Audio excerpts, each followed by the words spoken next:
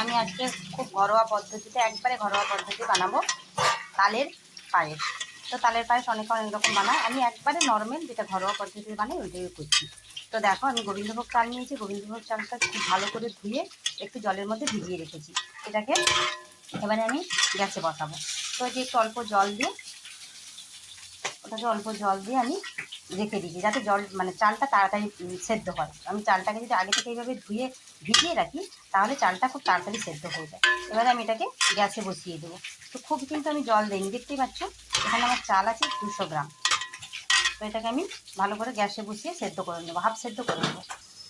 তো আমি ওটাকে সেদ্ধ করতে বসিয়ে দিয়েছি, খুব কিন্তু জল অল্প জল দিয়ে, মানে যে চালটা যেন হাতে টিপলে সেদ্ধ হয় ওই রকম চালটাকে আমাকে সেদ্ধ করে নিতে হবে, কারণ প্রথম থেকে আমি তালের মাঠ ব্যবহার করবো না। তো চলো আমি কীরকম বানাই দেখতে থাকো।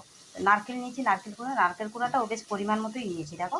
আর নিয়েছি আমুলের দুধ। আমুল দুধটাকে জলে খুব কম পরিমাণ জল দিয়ে এটাকে গুলে নেবো, মানে যতটা কম জল দিলে গোলা যায় ওই রকম চাল মানে জলে গুলে নেবো। আমি এখানে আমুল দুধও 200 গ্রাম নিয়েছি।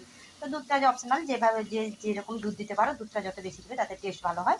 তো আমি আমুল দুধই নিয়েছি। আর তোমরা যদি গরুর দুধ বা লিকুইড দুধ নাও, যে কোনো পাউচ দুধ, সেটাকে ফুটিয়ে ফুটিয়ে ঘন করে নেবে দুধটাকে। তো এটাকে আমি আমুল দুধটাকে জলে গুলে নেব। তো চালটা দেখো হাফ সেদ্ধরও কম হয়েছে চালটা, বুঝতেই পারছো। আমি সেদ্ধ করার সময় 2টা তেজপাতা দিয়ে দিয়েছিলাম। এরপরে নিয়েছি নারকেলগুলো, আমাদেরকে দেখালাম। নিয়েছি যেটা মেন, সেটা হচ্ছে তালের কাদ। তালটা মানে দেখো একবার শক্ত শক্ত করেছি, বেশি যেন জল জল না, এইভাবে দেখতে পেরেছো। তো আমি এটা নিয়েছি 1 বাটি। তো তোমাদের পরিমাণ মতো দেবে। তো তালটা বেশি দিলে, যেহেতু তালের ক্ষীর, সেইখানে তালটা বেশি দিলে তার সেন্টটা আসে, মানে তালের যে একটা সেন্ট সেটা ভালো লাগে, টেস্টিও লাগে, সেন্টও লাগে। তো আমি এবারে তালের মাঠটা এখানে দিয়ে চালটাকে ভালোভাবে আবার ফুটিয়ে নেব। এখন আমি চিনি দেবো না, শুধু তালের মাঠটাই দেবো। প্রয়োজন হলে একটু জল দেবো, দিয়ে ভালো করে তালের মাঠটাকে দিয়ে চালটাকে পুরো ফুটিয়ে নেব। চালটা যেন একবারে সেদ্ধ হয়ে যায়। দেখতে পাচ্ছ আমার চালটা সেদ্ধ হয়ে গেছে।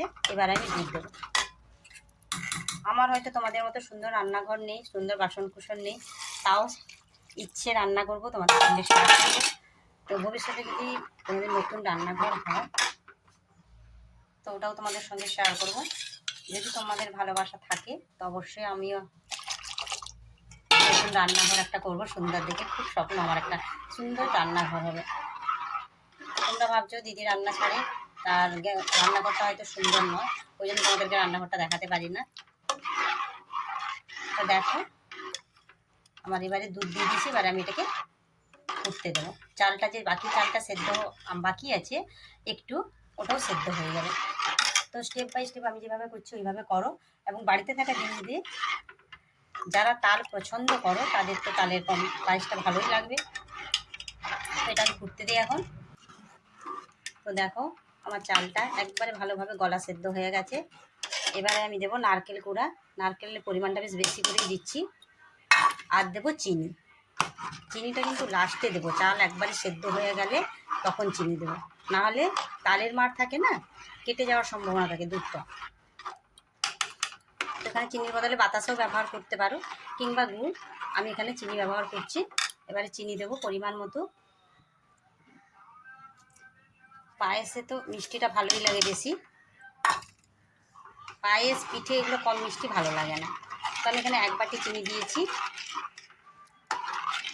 তোমাদের মিষ্টিটা যে যার প্রয়োজন মতো দেবে।